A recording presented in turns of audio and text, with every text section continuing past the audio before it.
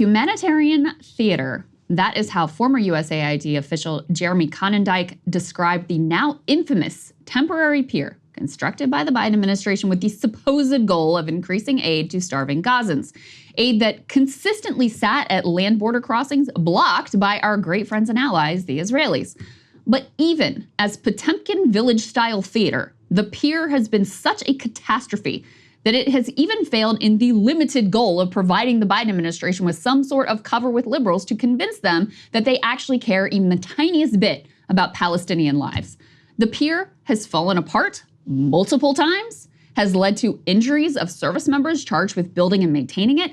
Its proximity to hostilities has put aid workers at further risk, and it has actually led to a decrease in the aid that is being delivered to starving Palestinians.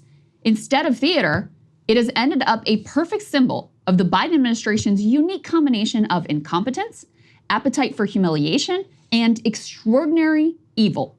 So here's the very latest. Per the New York Times, U.S. pier for Gaza aid is failing and could be dismantled early. Now, in this article, they note that since its construction, the pier has been operable a grand total of 10 days. 10 days. The rest of the time, they write, it was being repaired after rough seas broke it apart, detached to avoid further damage, or paused because of security concerns. In fact, the pier had to be dismantled once again this week over fears of, quote, rough waters. Didn't they know this thing was going to be in the Mediterranean Sea?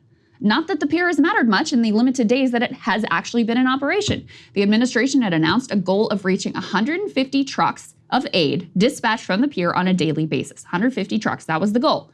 Now, this amount, by the way, would still be insufficient given the level of need across the Gaza Strip, but they have not even come close to this sum. You ready for this? Apparently, 7 trucks of aid have been able to move from the pier on average in the few days when it has actually been functioning.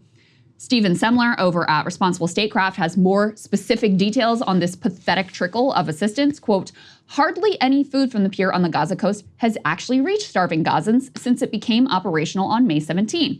The World Food Program said only 15 trucks from the pier reached its warehouse inside Gaza for distribution from May 17 and 18, and that no aid at all came from the pier from May 19 through 21.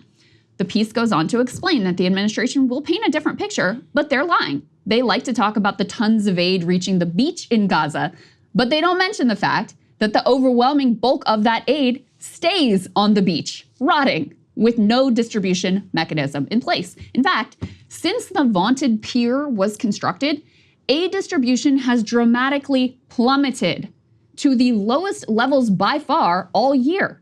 You can see in this image here, a mere 1,800 pallets of food were delivered via pier. Meanwhile, Israel's attacks on Rafah have led to the closure of that crossing, a devastating blow as Rafah had served as a key distribution access point. So not only has Biden done nothing to reopen that Rafah crossing or to otherwise increase aid flow, in truth, the pier serves to let the Israeli government off the hook. Because if our amazing pier is magically solving the aid problem, then the pressure is eased on Bibi to crack down on anti-aid protesters, to reopen key crossings, and stop the outrageous bureaucratic blocks that have intentionally left aid backed up at the borders.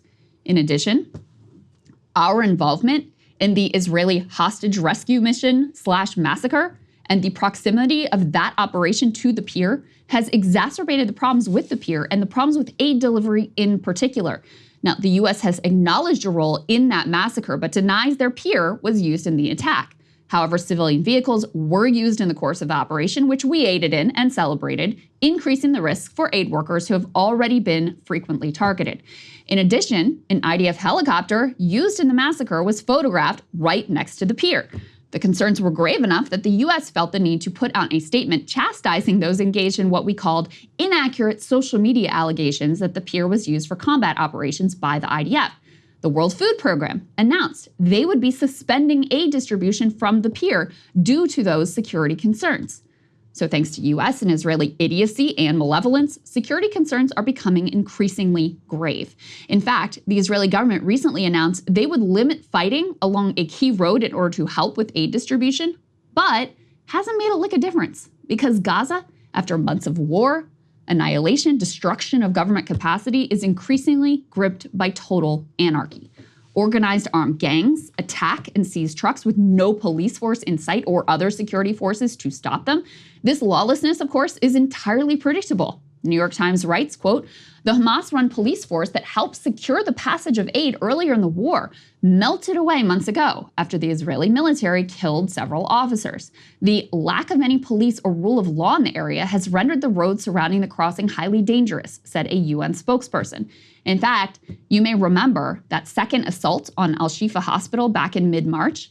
In that raid, the IDF killed the head of police operations in Gaza. That was the man who was responsible for coordinating aid distribution between UNRWA and Palestinian tribes. Reports on the ground suggested other civil servants and police officers were also killed in that particular raid. So border crossings are blocked and destroyed. The pier is a cruel joke.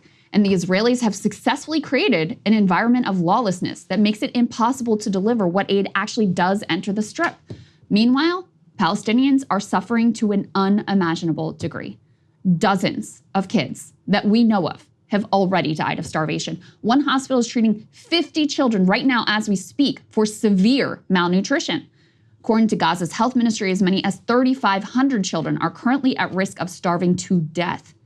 I can scarcely imagine the pain of being unable to feed your own child. So good riddance to the pier, which has done nothing but escalate this pain. At least we can say that while the humans with power have been unwilling to act with morality, the seas apparently conspired to mete out some modicum of justice on this cruel ploy of humanitarian cosplay. Saagar. Hey guys, if you want to see what I had to say to Krystal's monologue, not just this one, all of them, going back to the very beginning, become a premium subscriber today, breakingpoints.com.